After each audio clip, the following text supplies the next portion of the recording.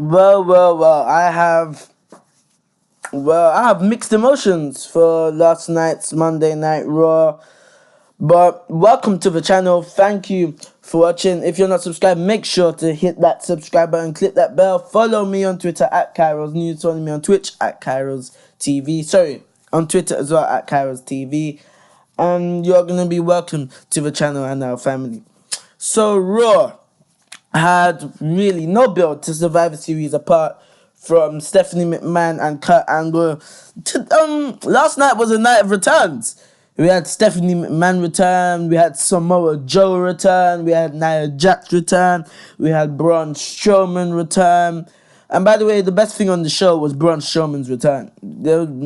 To me, nothing really happened apart from the Kane and Bryan, the Kane and Balor, and Braun Strowman destroying the Miztourage. Nothing really happened. So let's just run through this show real quick. So Raw took place from Baltimore, Michael Cole, Corey Graves, Booker T, at commentary obviously. So it started off the entire Raw roster on the stage as Raw General Manager Kurt Angle hit the ring. I like this. Angle would normally start the show with a smile on his face, but not after last week. Angle said SmackDown Commissioner Shane McMahon took things too far and Raw paid for it. Angle would like to apologize. He let his friendship with Shane blind him and everyone paid a big price for it. Angle says it was a slap in the face to the roster, to him, the audience, and the show. Oh no, the show enjoyed it. Don't worry, Kurt Angle, the show enjoyed it. The people watching enjoyed it. Angle put them all in harm's way, but he promises he will never do it again. At Survivor Series, Angle promises too. The music interrupts and here comes the return of the Raw Commissioner Stephanie McMahon. We haven't seen her since WrestleMania, since Triple H pushed her through the table because of Seth Rollins. Stephanie says she can't let Angle start the show like that, all sad and depressing. She gets hype and welcomes everyone to Raw. She goes on and plugs the Raw 25th anniversary show in January. They were taking a lot of mentioning, and I heard it came out on Twitter as well about Raw 25th. She mentions Vince McMahon giving Angle the Raw job earlier this year and says he's been doing a great job. Even with the long-lost son incident with Jason Jordan, the virus going around and more. Stephanie goes on and says Angle has led by example, including joining the show at TLC. Angle has earned their respect until a "you still got it" chant for Angle interrupts Stephanie. Stephanie continues and says until Angle put her brother Shane in harm's way, Stephanie goes on about Angle and Shane, saying she will give Angle a chance to make up for everything. Kurt Angle will be the team captain for the men's Raw team at Survivor Series. I disagree with this. I disagreed with it last year with Shane McMahon, but Shane McMahon did very good. So if Kurt Angle can do what Shane McMahon did or better last year, then I'm all for it. But I disagree with it. I think they should put some talent. But if Kurt Angle performs well, just like what Shane McMahon did and changed my mind, then I don't mind. So it really looks like the angle, it's really obvious that Shane McMahon will be SmackDown's team captain. Now Kurt Angle is the Raw team captain at Survivor Series. Stephanie threatens Angle's job if she doesn't get what she wants at Survivor Series. It's true. It's damn true. And Stephanie walks off. So if Kurt Angle loses, if Team Raw loses, Kurt Angle will no longer be the general manager of Monday Night Raw. So that's what it was about to run. This basically, all of this was basically all the build we got to Survivor Series. All the build to the Survivor Series. Stephanie approaches Kurt Angle backstage. She says she meant every word she said out there, and if he doesn't believe her, just ask former general manager Mick Foley. We see a limousine backing into the garage area. Intercontinental champion The Miz steps out with Curtis Axel and the returning Bo Dallas. So it looks as if Bo Dallas is now back. He's got rid of the meningitis, but Roman Reigns and Bray Wyatt is still ill. Miz asks Angle if he missed anything. Angle tells him about Stephanie's announcement. Miz is upset, saying Angle is being rewarded for doing a bad job. Angle tells him to shut up and says he's tired of hearing Miz. Angle asks Miz where he was last week when Raw was under siege. Angle doesn't want anyone like Miz representing Raw at Survivor Series. He tells Miz to get his butt dressed and he's defending the title tonight. Miz pleads, but Angle does not want to hear it. Then we had Alicia Fox coming out, the Raw Women's team captain. She says she doesn't have time for a match with Bayley as she has to focus on team captain duties. But she found a suitable replacement and wow, it's amazing. Alicia Fox, all Alicia Fox had to do was complain on a podcast about her not being used, about her not having merchandise. She now has merchandise. For the past few weeks, she's been in a little feud with Sasha Banks. She's become the Raw Women's Team Captain. Amazing. So if you have an issue, if you think WWE are not pushing you, just go on a podcast and complain about it. Then the music hits and out comes Nia Jax making her return. The bell rings and Nia takes control early on. Now, so I'm just gonna talk through the ending. Bayley caught Nia in a guillotine submission. Nia powers up, tosses Bayley to the mat. Nia drops Bayley on her face again, floors her big time. Nia hits the ropes and nails a big leg drop for the win. And somebody really does not like Bayley. Bayley needs to go straight back to NXT. Straight back to NXT. Bayley needs to go, cause this thing on Raw is really not working out. Really not working out. Bayley sucks on Raw. It's just the truth.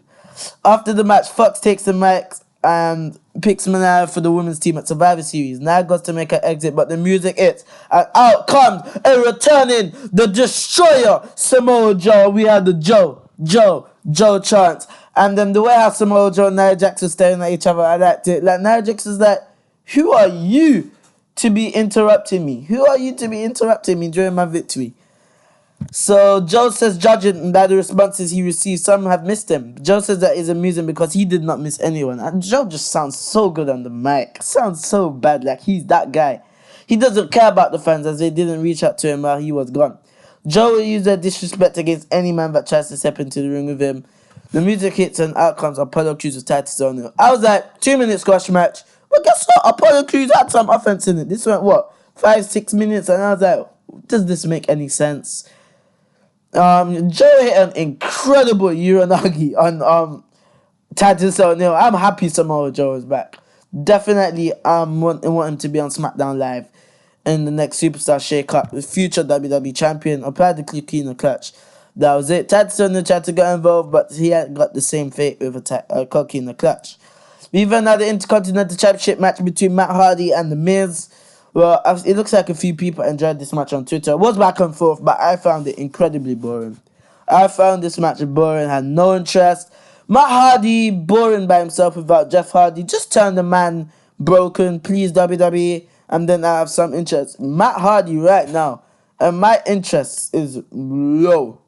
My interest with Matt Hardy right now is very low. Just telling you, boring. This match was boring. Boring. The ending saw Miz do a hot shot to Matt Hardy on the apron. Skull Crusher finale, Miz retained the title. Alexa Bliss is backstage, approaches Kurt backstage and congratulates him on being the team captain. She can't stress how motivating his speech was earlier tonight. Angle asks what he can do for her because he knows that Bliss is being nice, so she wants something. Bliss says is about what she can do for him. If Angle thinks his job is in jeopardy, she can help, starting with cutting some of the dead weight of the women's division. Like Mickie James. Alexa Bliss, haven't you heard of WWE cutting some dead weight when they cut off Summer Rae, Emma, and Darren Young? So I think they definitely scripted her to say that. Just popping up that they're gone. Bliss suggests that they replace her with a competitor from the Mae Young Classic. Maybe even digging up Mae Young. Angus says he likes the idea of bringing in new talent, but not at the expense of Mickey Foot last week, while Bliss ran during the Under Siege attack from SmackDown. Angus announces tonight's main event, James versus Bliss with the title on the line. Bliss is very unhappy. She gets upset and walks off. Then we had Stacey Cullen versus Asuka, a Jobber versus Asuka. Do I need to talk about it? No. Asuka's main roster run so far, I know it's been short, but it hasn't really been as impactful as I thought it would be. She should not be on every show. Asuka should not be on every show. Book her like how she was on NXT, please. And what was the point of her just getting a jobber after she just destroyed Emma? After she had a back and forth match with Emma, actually, for the past week. Doesn't make any sense. Of course, Asuka wins with the Asuka lock. Kurt Angle's backstage checking his phone. He yells into a walkie, everyone, their hair, as it appears the SmackDown roster is evading again.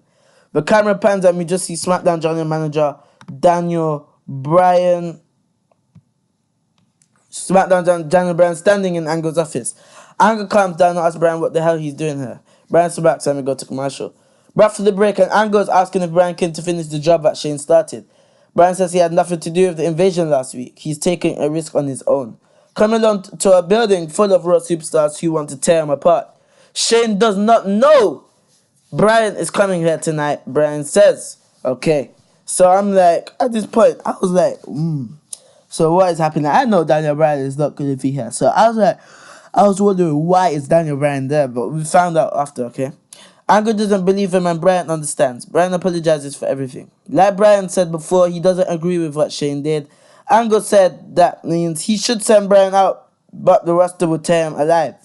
Angle is going to keep Bryan safe in the back, and so he can send Bryan back to Shane with a message. And I'm like, I think Daniel Bryan said to ask you, Angle, how did WWE clear you to wrestle, but not me? Angle is going to bring his gold medals on the Raw roster to take out Shane on the SmackDown roster. It's true. It's damn true. Then Bryan is backstage on the phone when the lights go out. I was like, what's happening? He tells the person he will call them back. Commercial break. Right from the break, Bryan is back on the phone, still in the dark. He's blaming the lights being off on Angle. He also mentions being locked in the room. He vents to the person on the other end and says he needs to call them back because something is wrong. Bryan apparently gets attacked by Kane. No, not apparently. He did.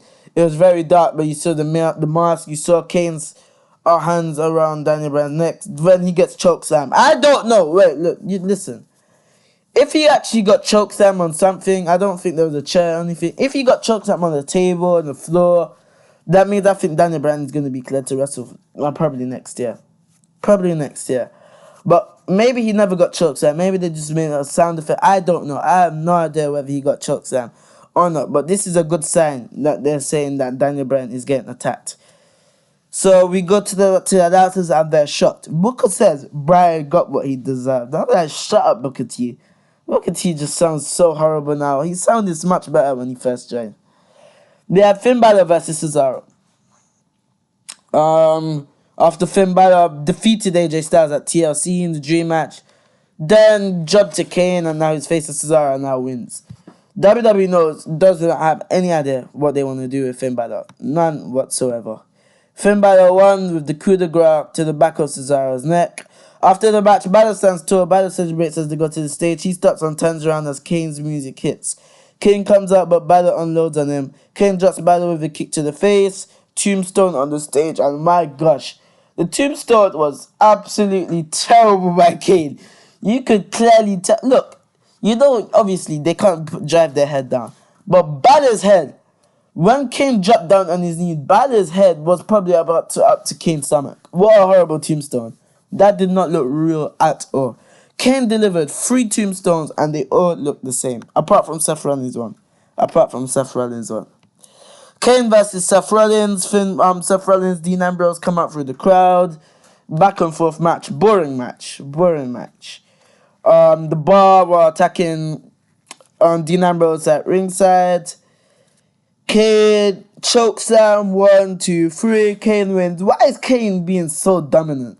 And when Braun Strowman returned, I was like, why didn't Braun Strowman come after Kane? It doesn't make any sense. So Kane attacked Daniel Bryan. Kane attacked Dean Ambrose. Kane attacked Seth Rollins. Kane attacked Finn Balor. That's 4 men. That's 4 men right there Kane attacked. So I'm confused. Really confused. Unless you're going to have the Kane and the Bar versus the 4 of them. I'm not sure. I really don't know. Or unless they're building Kane to be in the Survivor Series men's team, which I highly doubt. After the match, Kane stands tall as the music hits. Kane grabs Rollins for another chokeslam, but Ambrose makes the save. His dirty deeds. Kane sits up as Ambrose checks on Rollins. The bar is the ring. Beat down Ambrose. Kane with a tombstone on Ambrose. Kane with a tombstone on Rollins. And, well, that was it.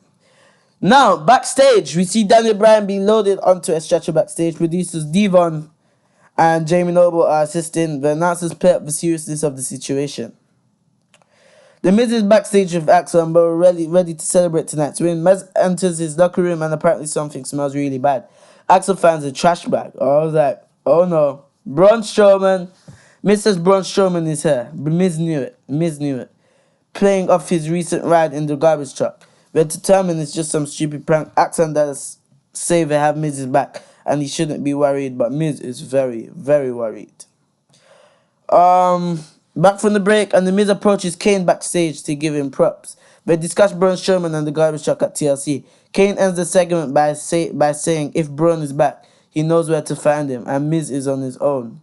That means, oh yeah, they should start their feud probably next week. I'm not sure.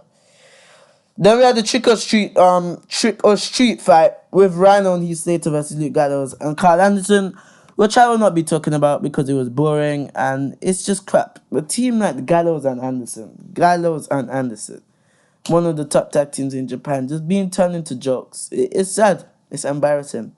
We won't be talking about it. Elias got jumped by Jason Jordan. Blah, blah, blah. Yeah, Jason Jordan is angry after he got that guitar smashed across him. Jason Jordan smashed the guitar, then Elias was like, that's how it looked when I beat you with it. I was laughing. Miz is backstage again with Axiom Dallas. He refuses to let Braun take him out, so they're leaving early. Angle approaches Miz and knocks him for arriving late, then trying to leave early. Angle's ordered all three to stay until the show ends or else. They walk back to the locker room. Kalisto versus Drew Gulak. Who cares? Not talking about it. Enzo Amore's Once Enzo Amore is Cruiserweight Champion and the segment or the match is not interested, I'm not talking about it. The Cruiserweight division is dead. There should be no Cruiserweight division. It's just a joke. Just cancel it. It's a joke. We then have the Royal Women's Championship match between Mickie James versus Alexa Bliss, and I was hoping Alexa Bliss lost the title. Alexa Bliss is now becoming very boring as the Royal Women's Champion. She's a good heel, but she's just becoming boring. I think maybe they should just try a face turn or something with her. Alexa Bliss needs to lose the title. And by the way, yes, Alexa Bliss was, when SmackDown was up there about 8 to 12 months ago, Alexa Bliss was a better SmackDown Women's Champion than she is a Raw Women's Champion right now. Fact. We saw Alexa Bliss win with her right hand to Mickie James. That flowed, that was it. 1, 2, 3. After the match, Bliss stands tall. The cameras now, this is the main thing about the show. Cameras immediately cut backstage to the Miz leaving in a hurry with Axiom Dallas. Bliss continues her celebration as we go backstage to the Miztourage leaving in a hurry. They take the seats in the car and aren't worried any longer. Miz tells the driver to get to the airport. The trash truck appears in front of them and blocks him. Miz tells the driver to move to tell the truck to move. The truck backs up closer to the hood of the limo.